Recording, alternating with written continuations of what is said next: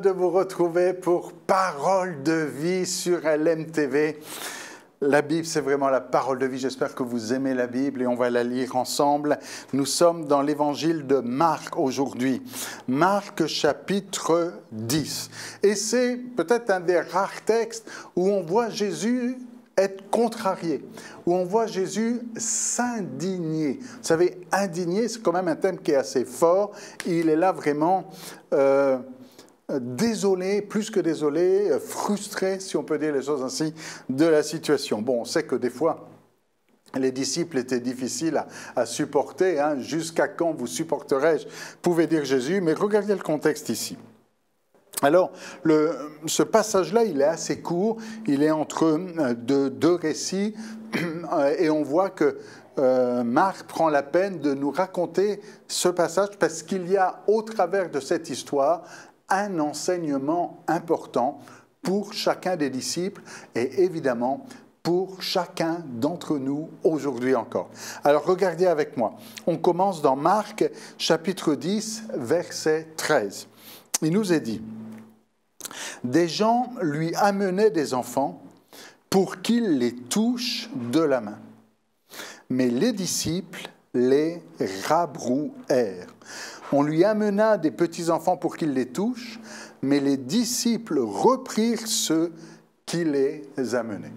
Voyez-vous, on a un « on » ici, on ne sait pas vraiment qui c'est. Est-ce que ce sont les parents, bon, en tout cas des adultes, amènent des enfants à Jésus, afin que Jésus les touche, afin que Jésus les bénisse. Vous savez, le fait de toucher ici, on retrouve ça assez souvent dans l'Évangile. Par exemple, cette femme qui était atteinte d'une perte de sang et qui pouvait dire « si seulement je peux toucher le bord de son vêtement, alors je serai guéri, il va se passer quelque chose. » Voyez-vous, toucher Jésus, ou aussi être touché, comme ce lépreux qui vient vers Jésus et qui dit « Seigneur, si tu le veux, tu peux me rendre pur. » Et Jésus le touche. Vous savez, quand on touche un lépreux, on peut être contaminé par la lèpre. Mais quand c'est Jésus qui touche, ce n'est pas la lèpre qui contamine Jésus, mais c'est la vie qui est en Jésus qui va contaminer le lépreux et qui va guérir le lépreux. De la même manière, quand cette femme a touché le bord du vêtement de Jésus, elle n'a pas rendu impur Jésus. Parce que c'est ce que disaient les hommes religieux, une femme qui est atteinte d'une perte de sang, elle est impure et quiconque va toucher cette femme devient impur. Mais ce n'est pas l'impureté de cette femme qui contamine Jésus, mais c'est la puissance qui est en Jésus qui va contaminer cette femme et qui va la rendre pure et la guérir et la délivrer. De la même manière même, quand on amène un mort en terre, c'est le fils d'une veuve à Naïm, eh bien, Jésus va toucher ce cercueil. Et ce n'est pas la mort qui va venir rendre impur Jésus et le contaminer, mais c'est la vie qui est en lui qui va venir revitaliser et redonner vie à ce garçon. Et là, de la même manière, on amène des enfants à Jésus afin qu'il les touche. Parce qu'on sait que dans ce contact, eh bien, il va sortir quelque chose de bon.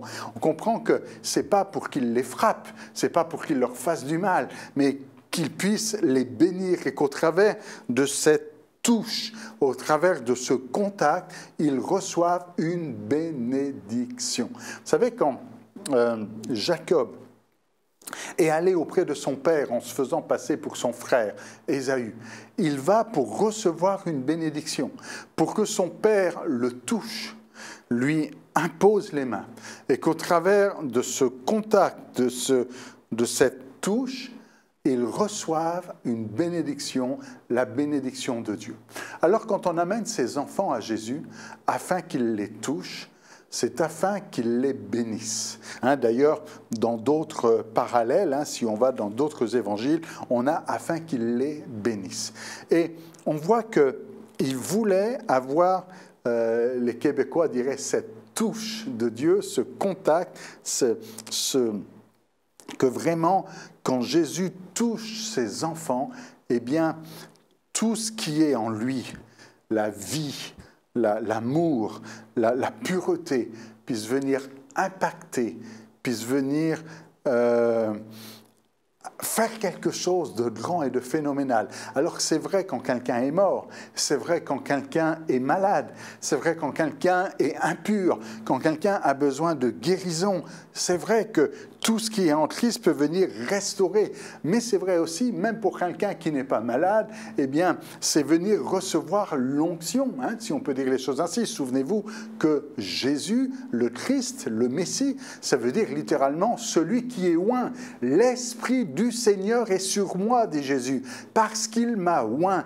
Et quand Jésus touche, c'est comme si son onction vient nous remplir et venir donc nous bénir et nous amener cette onction. Et on demande à ce que Jésus touche ses enfants afin qu'il y ait quelque chose de spécial sur la vie de ses enfants. Et on est en train de dire, Seigneur, on ne veut pas que ces enfants tournent mal, on ne veut pas que ces enfants fassent n'importe quoi, mais on veut que ces enfants soient des instruments de bénédiction, qu'il y ait une grâce, qu'il y ait une faveur, qu'il y ait une onction sur leur vie, un peu comme Anne, la maman de Samuel, qui va venir consacrer son enfant et l'amener au temple afin qu'il soit un instrument entre les mains de Dieu. Et c'est ce qui va vraiment se passer. Samuel va devenir un grand prophète. Il va recevoir une grâce, une onction particulière, et c'est même lui, plus tard, qui va oindre David, enfin Saül en premier, et David pour roi. Alors, quand on amène des enfants pour qu'ils les touchent, c'est afin que Jésus les bénisse, que Jésus mette quelque chose, déverse dans ses enfants quelque chose de grand, de phénoménal, d'extraordinaire, qui va changer radicalement l'avenir et la vie de ses enfants. Mais les disciples, eux, ils ne voient pas ça de la même manière. Les disciples, eux, ils les repoussent. Les disciples, eux, ils les reprirent, ce qui les a menés. Ils disent, mais qu'est-ce que vous faites là? Ils disent, mais non, partez. N'embêtez pas le maître. Et ils repoussent ces gens, ils les rabrouèrent, a traduit la Nouvelle Bible seconde, ils les disputent, ils leur parlent mal, ils vont reprendre ces gens-là parce que les disciples ne sont pas d'accord, parce que les disciples ne comprennent pas. Parce que pour eux, les disciples, leur manière de comprendre les choses, c'est que c'est juste des enfants. Et les choses de Dieu, ce n'est pas pour les enfants. Et le trésor qu'il y a en Jésus, ce n'est pas pour les enfants. Ils ne peuvent pas comprendre, ils sont trop petits. Et voyez-vous, ils mettent de côté ces enfants et disent, non, mais il y a tellement de besoins dans ce monde, il y a tellement d'adultes qui ont besoin, il y a tellement de gens, de foules qui prêchent Jésus et qui ont besoin de conseils, qui ont besoin de miracles, qui ont besoin d'être guéris, d'être transformés, d'être changés, d'être délivrés, que Jésus n'a pas de temps à perdre avec ses enfants. Voyez-vous, il y a un mépris de la part des disciples qui considèrent que les enfants ne valent rien. Ce n'est pas la première fois qu'il y a ce genre de mépris.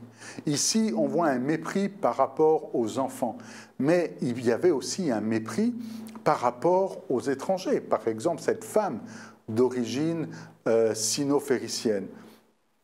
Et les disciples disaient, non mais le royaume de Dieu, ce n'est pas pour elle. Et donc Jésus va utiliser cette situation pour enseigner ses disciples. Vous savez, quand Jésus va dire, mais il n'est pas bon de prendre le pain et puis de le donner aux chiens.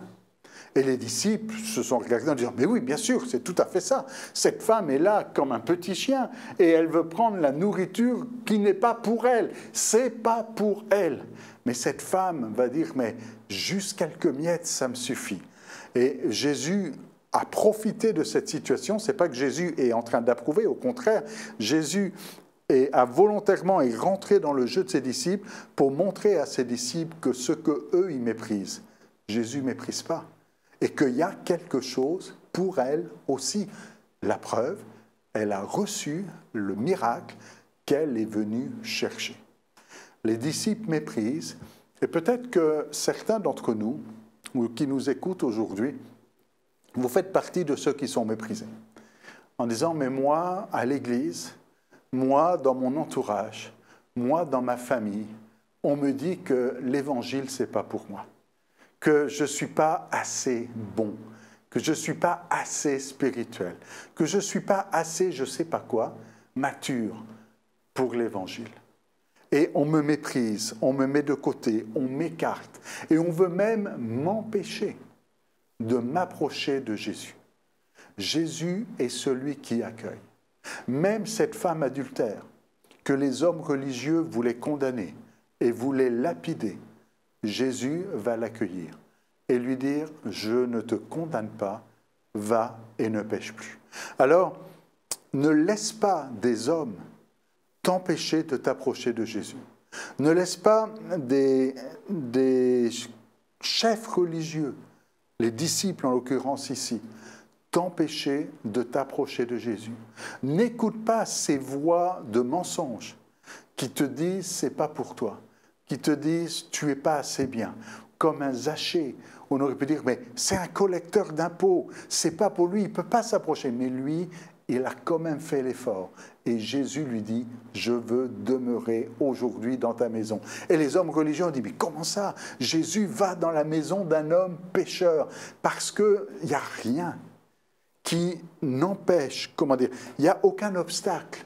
Jésus a la porte ouverte pour tous.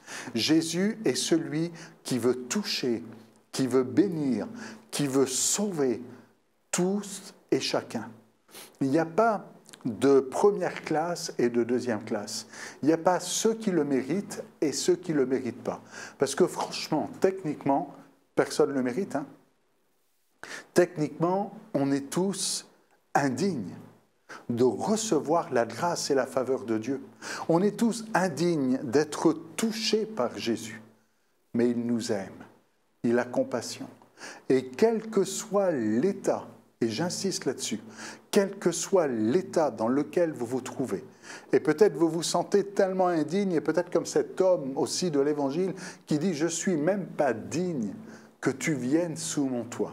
Je ne suis même pas digne, même si tu te sens indigne, en disant « mais j'ose même pas prier parce que qui suis-je moi pour m'approcher de lui ?» Et Jésus va se contrarier dans cette histoire. Jésus va se fâcher dans cette histoire. Il est dit au verset 14, « Jésus, voyant cela, fut indigné. » Et ça, c'est un sentiment qui est fort, hein. C'est pas juste Jésus a dit non, non. Jésus est vraiment fâché là.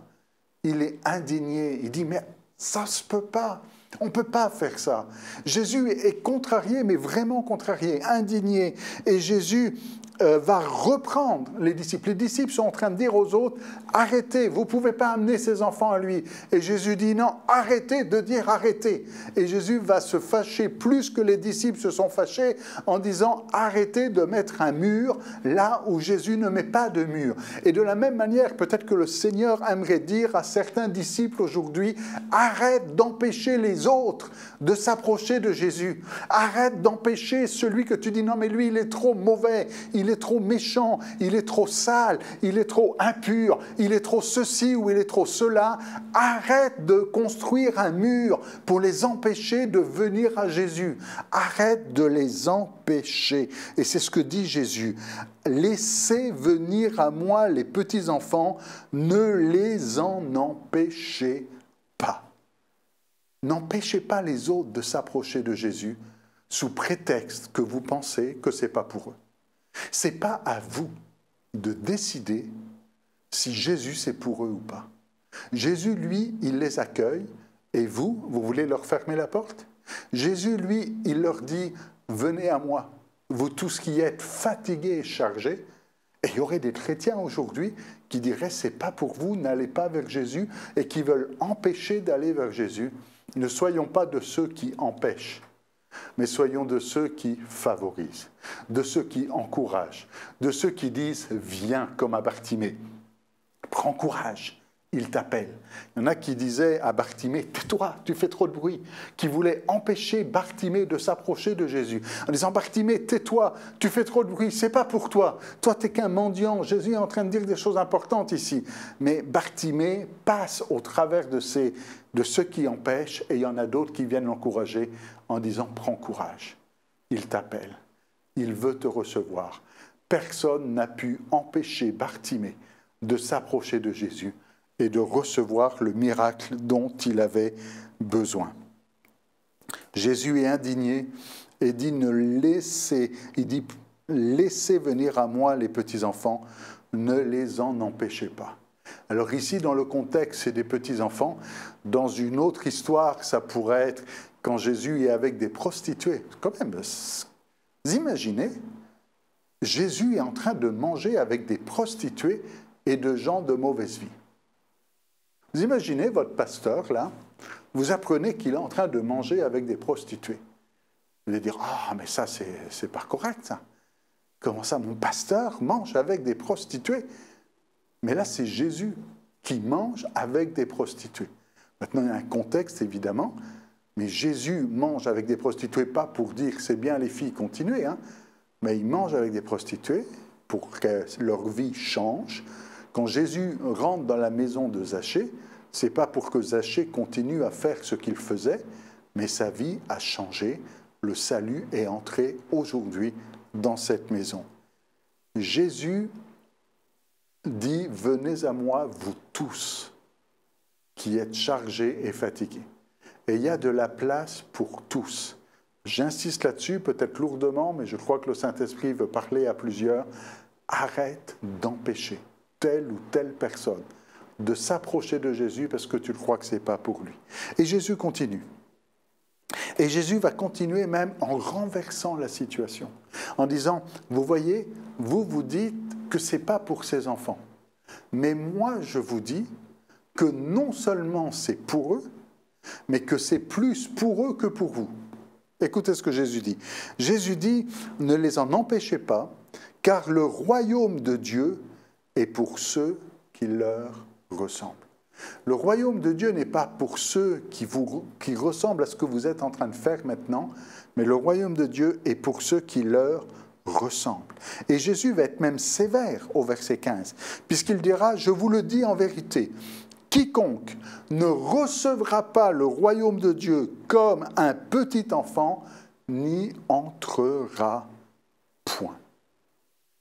Les disciples pensaient être des spécialistes du royaume de Dieu, en disant, nous avons trouvé le Messie.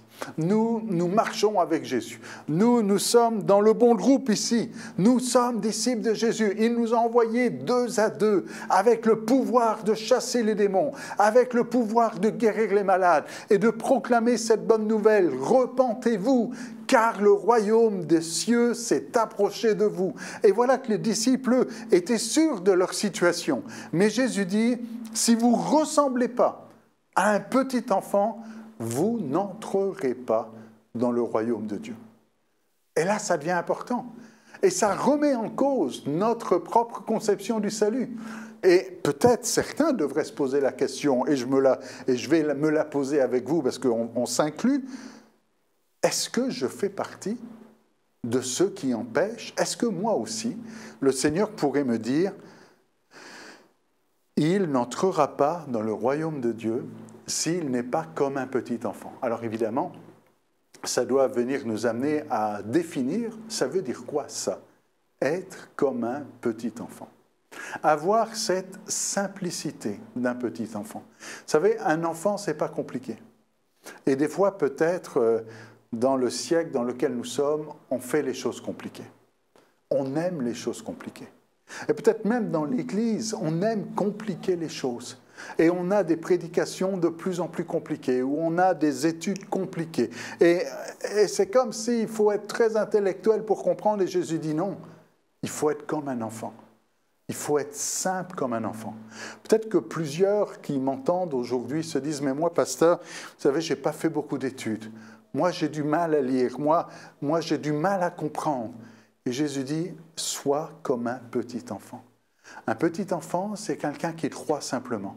C'est quelqu'un qui reçoit simplement. C'est quelqu'un qui a beaucoup d'humilité. Vous savez, un enfant sait qu'il ne peut pas faire tout ce qu'un grand sait faire. Un enfant sait qu'il ne peut pas conduire. Un enfant sait qu'il ne peut pas atteindre ce qui est en haut. Un enfant sait qu'il n'est pas aussi fort que son père ou que sa mère. Un enfant connaît ses limites. Il sait qu'il est petit. Il sait qu'il ne peut pas tout faire. Et il est, d'une certaine manière, obligé d'être humble. Et le chrétien moderne du XXIe siècle a besoin d'apprendre à nouveau à être humble et dire « Seigneur, je sais que je ne peux pas tout faire. Seigneur, je sais que je ne suis pas fort. Je sais que je suis bien petit. » Et l'humilité, c'est important. Jésus, d'ailleurs, nous rappelle, et il faudrait qu'on se rappelle cette phrase, où Jésus dit « Sans moi, vous ne pourrez rien faire. Vous ne pouvez rien faire. » Vous savez, il y en a qui pensent qu'ils sont assez forts pour se lancer dans la bataille. Mais Jésus dit « Sans moi, vous ne pouvez rien faire. » Et un enfant sait que sans l'adulte, que sans son père, que sans sa mère, ne peut pas faire grand-chose. Et Jésus dit, pour recevoir le royaume de Dieu, il faut avoir la mentalité d'un enfant et avoir cette humilité et de dire, Seigneur, sans toi, je ne peux rien faire. Et si tu ne reçois pas le royaume de Dieu comme un petit enfant, tu ne rentreras pas. Si tu crois que c'est à cause de ta force, si tu crois que c'est à cause de ta puissance, si tu crois que c'est à cause de ta notoriété, de tes diplômes, de ton intelligence, de ton onction, de ta puissance ou de je ne sais pas quoi encore, mettez-vous à la place de ces disciples, hein, ils avaient peut-être beaucoup plus que ce que vous avez déjà reçu. Mais Jésus dit, c'est pas ça qui compte. Ce qui compte, c'est être comme un petit enfant pour entrer dans le royaume de Dieu. Et ça se termine avec le verset 16, il les prit dans ses bras. Et vous, Jésus ne s'est pas contenté de dire, allez, d'imposer les mains en disant, tiens, sois béni, sois béni, sois béni. Non, non, il les prend dans ses bras. Ce n'est pas juste un peu. Jésus ne les a pas juste un peu touchés, du bout des doigts. Non, non, Jésus les prend dans ses bras. Jésus montre que ses enfants sont importants. Et quand on prend un enfant dans les bras, quand on se met à la portée des enfants, on montre que ces enfants sont importants. Et nous devons aimer les plus petits comme Jésus les a aimés. Nous devons aimer ceux qui sont méprisés comme Jésus les aime et leur montrer qu'ils sont importants. Il les prend dans ses bras et il les bénit. Et là, on comprend que ça vient faire écho à « il voulait qu'on les touche ». Et Jésus les bénit parce qu'il y a une bénédiction ici en leur imposant les mains. Le livre de Marc, l'évangile de Marc, ne nous raconte pas la vie de ces enfants-là après. Mais j'ose croire que ces enfants sont devenus des adultes avec une onction particulière, une grâce particulière, et qu'ils ont été des instruments précieux entre les mains de Dieu. Alors, soyons de ceux qui bénissent les enfants, ne méprisons pas les enfants, ils sont précieux aux yeux de Dieu. C'est vrai pour les enfants, évidemment, au premier degré, mais c'est vrai aussi pour tous ceux que, d'une manière naturelle, parce que c'est le cœur de l'homme pourrait avoir envie de mépriser, mais Jésus dit, ne les en empêchez pas, parce que c'est aussi pour eux, et que nous soyons de ceux qui bénissent et non pas de ceux qui bloquent la bénédiction. Et dans un deuxième niveau, peut-être ça vous concerne vous avez entendu dire, il y a trop de gens qui vous ont dit, c'est pas pour vous, et laissez-moi vous dire que Jésus vous dit, je veux te prendre dans mes bras, je veux te serrer dans mes bras, je veux te montrer mon amour. Personne, peut-être quelqu'un se dit, mais moi personne ne m'aime, et Jésus dit, je veux montrer que je t'aime. Je te prends dans mes bras et il t'a tellement aimé qu'il est mort à la croix pour toi, qu'il a donné sa vie pour toi, afin que tu ne périsses pas, mais que tu aies la vie éternelle. Et peut-être si tout le monde te pointe dedans en disant, mais voilà quelqu'un de pécheur, vous savez, comme cette femme qui a eu 5 maris, eh bien, en rencontrant Jésus, sa vie a changé. Et personne ne peut t'empêcher aujourd'hui de t'approcher de Jésus. Il veut te dire qu'il t'aime, il veut te bénir, Il veut changer et transformer ta vie pour qu'elle soit radicalement transformée. On prie ensemble. Seigneur, je veux prier particulièrement pour mon frère ou ma sœur, pour cet homme, cette femme ou cet enfant à qui on a trop souvent dit « c'est pas pour toi ». Laisse Jésus tranquille, c'est pas pour toi, t'es pas assez bon. Pour toutes sortes de raisons, on a comme voulu construire un mur pour l'empêcher de s'approcher de toi. Seigneur, tu es celui qui dit aujourd'hui « viens ». Que celui qui est chargé et fatigué vienne. Jésus veut donner du repos. Seigneur, merci parce que tu bénis aujourd'hui, parce que tu relèves, tu restaures, tu guéris, tu étreins dans tes bras d'amour, tu montres à quel point tu nous aimes. Et Seigneur, je prie aussi pour les chrétiens qui ont peut-être, comme ces disciples, eu à un moment donné ou encore aujourd'hui, un cœur endurci. Apprends-nous, Seigneur, à aimer comme toi tu aimes et ne pas être de ceux qui empêchent, mais de ceux qui disent « prends courage, Jésus t'appelle ». Que ton nom soit glorifié en toutes choses. Amen. Soyez bénis.